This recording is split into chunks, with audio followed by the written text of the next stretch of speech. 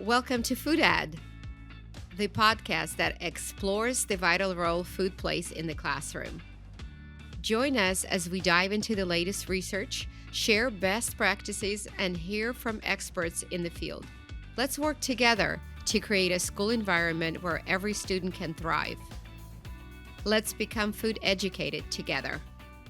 Hello, everyone. My name is Svetlana, and I'll be your host for today. I'm so excited to introduce you to Julie Thomas, who is a principal at the Saint Philip Nary School. Hi, Julie. Good morning. How are you? Good morning. So good to see you. Why don't we start with a quick intro on yourself? Tell us a little bit about yourself. Well, I am a native of California, actually currently being principal at this elementary school that I attended. And so it's been full circle. So this is my 34th year as a professional educator. And I'm thrilled to hopefully be at the place where I will end up finishing out my career. That's so exciting. It's lovely. It's lovely. I have had the pleasure of teaching multiple grades. I've taught anywhere from kindergarten through grade 10. I particularly like middle school students. That's always been a little bit of a niche for me. I've also been a teacher and an administrator in both public schools and Catholic schools in the greater Bay Area, Oakland, Alameda, San Leandro, and Danville. Oh my gosh, wow. Yeah. Wow.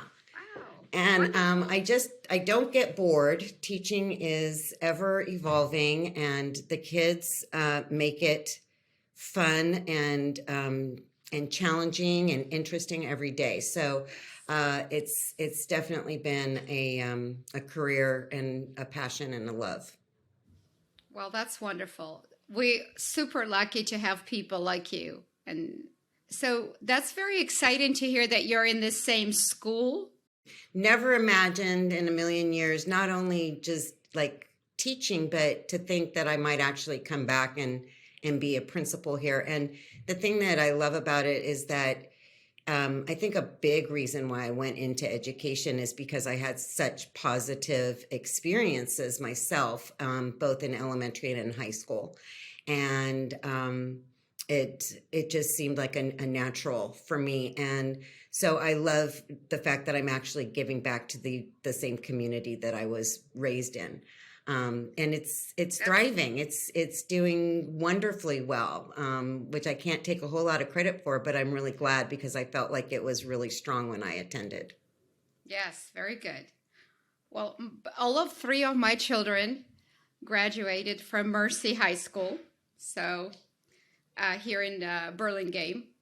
So yes, very familiar with Catholic schools and the curriculum.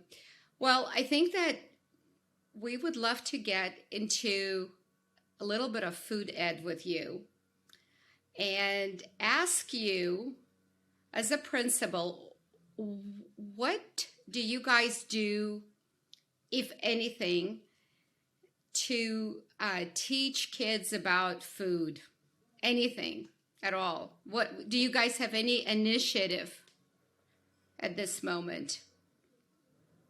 I wouldn't say that we have an initiative, but the philosophy of our school is that we educate the whole child. So physically, academically, spiritually, social, emotionally, we are looking at, and we see how it all is important. It all comes together. And if we're not paying attention to one part of that, it can throw the balance off, and we can have students who are experiencing challenges learning. So I think that there has been a real focus in the last 10 years at least, if not longer, to scale back on some of the sweets that were always like the go-to treat. Instead, we try to give our students experiences as a treat rather than the sweet, easy donut or the popsicle or, something that would be fast and easy. We now give them an experience. Maybe we go to the park or we go for a fun, nature walk around the neighborhood as something different. Wow. So no snack, but instead of a snack, you guys do something fun. Correct. So Okay. just looking at those different options rather than having food be a source of the treat or always having to be a sweet treat. There's a number of things we do too.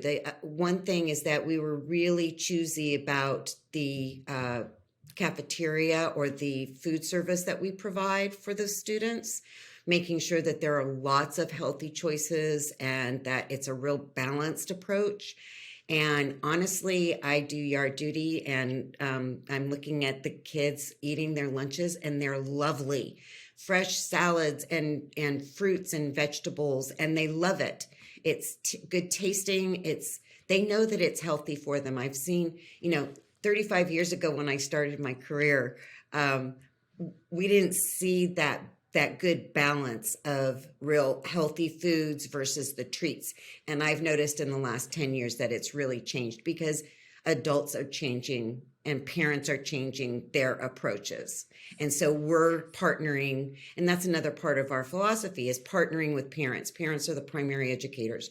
So we partner with parents. And if we didn't have that buy-in with the parents, it would be much more difficult to maintain this culture of health and wellness.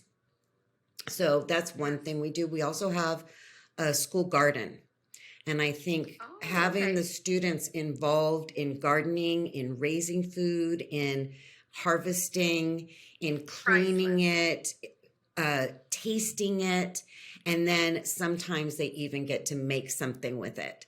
So then it's really making all of those connections of this is good for you. Isn't it fun to grow it yourself? And wow, it's even, more exciting when we get to eat something that we've grown ourselves. And there's a real appreciation there for that as well.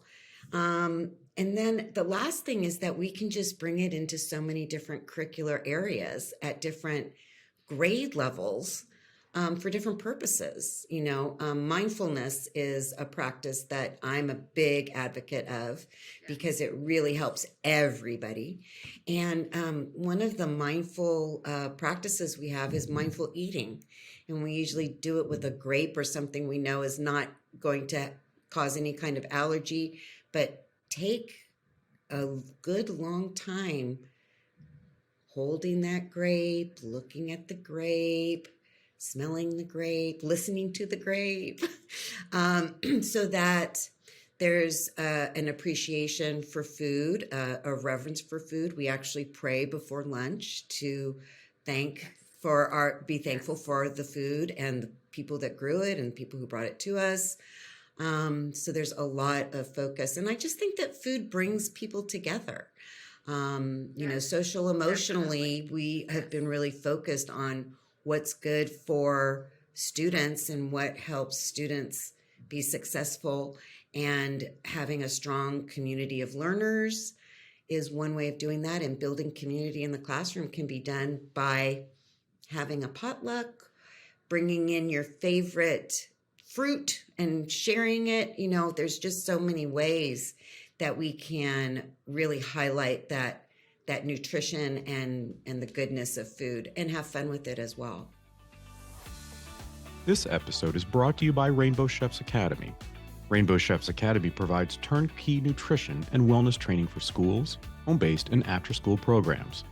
For more information, please check the link in the show notes or visit 𝗪𝗏𝘁academy.com. And now, back to the show. Well, that sounds like you already have so much in place with the kids, and they're enjoying. You guys have a garden. So in the garden, do you guys have a class where you guys can make the food, or do they just kind of look at the food? Where's the garden come in? Tell me about that. Garden Science is a class that we offer to kindergarten through 5th grade. And so they are learning about the process of planting and taking care of the plants and then growing the food and harvesting.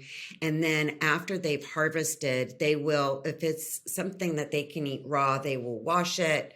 They'll learn how to cut it carefully if they're In the old class, enough to okay. do so.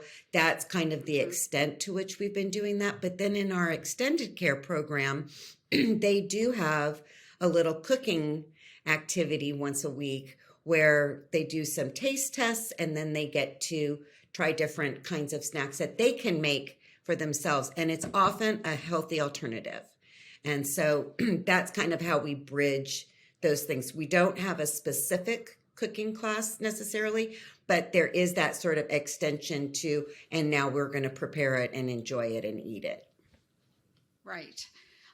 So you probably know that as of now, every 6th or 7th child is obese and diabetic by the age of 12. Unfortunately, right? Do you feel as a principal that bringing in actual health, wellness, and nutrition education in the school, in the classroom would be helpful? Do you think that would help accomplish basics of health, wellness, and nutrition? Absolutely. Absolutely. Because the students, the children will embrace it sometimes, even if that's not what they're experiencing at home.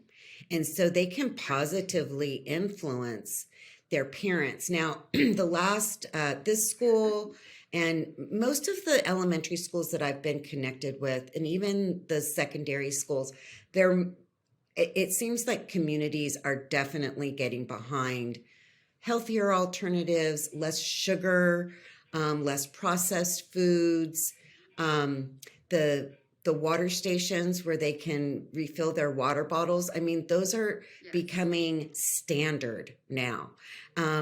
We didn't see those things 5 years ago. So all of these kinds of trends and putting it into the classroom, making it something that is a value of the school community is definitely going to help our general population, because it's easy and convenient, right, to grab something that's processed or to do those things. So if you have a community that's sort of supporting you in doing the alternative, I think it's easier to make that shift.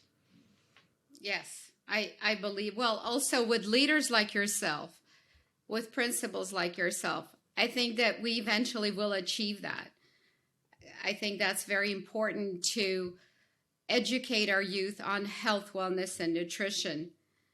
But, you know, having leaders like yourself in the community, and I think that the family school connection is huge, like you said. I love that you say that, because I've seen that in my own kids, and I know that that's a very big thing.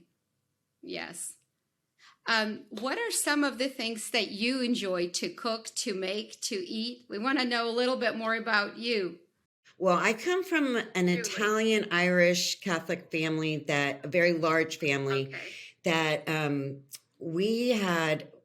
my folks loved to cook. My dad was a natural cook. My mom was more of, I like to follow the recipe, but the combination of the two of them, at each meal, we were thinking about the next meal and planning the next meal. But we had 7 children. I'm the youngest. We didn't have a whole lot of money, but we had the best food.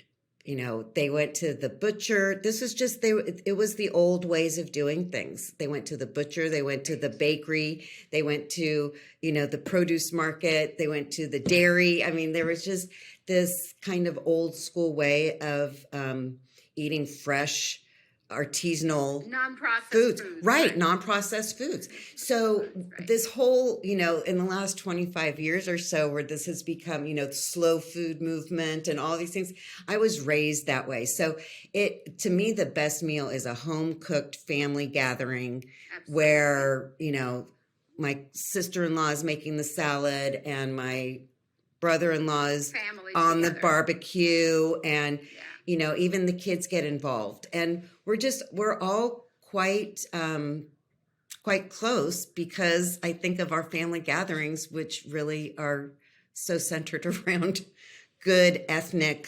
wonderful, fresh food. Yes, yes, that's amazing. I come from Ukraine, and I have the same. What I heard you, I do the same still. So we have a big family. Cooking is it's a chore, but it's such a pleasure when you have everybody in the kitchen, kids, grandparents, parents. It's just wonderful. I think, and I wish it was more in practice now. I feel it would be very helpful to our kids, to our community. So I think because you are like that, the example, and you bringing that down into the school, into your community, that's what probably makes you being a successful principal. I appreciate that. I mean, it's the fact of we have to take care of ourselves first. So it really is starting with adult behaviors. So whether it's mindfulness or, anything else that we're teaching or we want to instill in our students, we really have to be embracing it ourselves first. Yes. Yes. Because it's not going to come across authentically.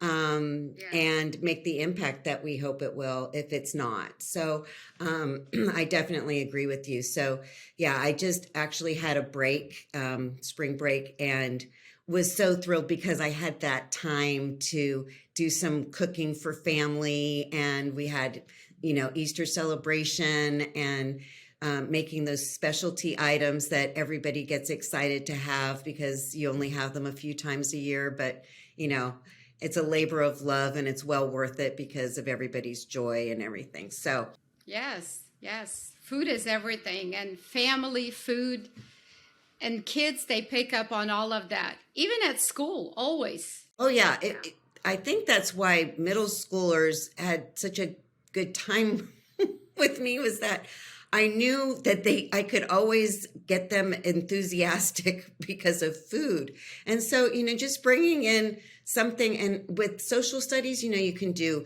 international foods, and we do have a family tradition day where we have, what is your family custom? And so a lot of that, the teachers will decide if it should have a food element to it. And so there's just a lot of different ways that we bring that about. Well, I think that's most important. And I'm so thankful that I heard you today and I got to meet you. I hope that your community continues to strive with you being the principal. I think that it's wonderful that you're making such a difference in the lives of the kids. Thank you, Svetlana. And I love it that you've got all of this great effort going on in terms of promoting wellness and good nutrition, because it's really, really important. I mean, we didn't even get into the research behind good nutrition. Oh my gosh. Well, that's the goal, Julie. My wish and my hope is for every child to be educated on health, wellness, and nutrition starting at a very early age, because that will really set that child up for a healthy lifestyle and a successful life, because all we have is our health, at the end of the day.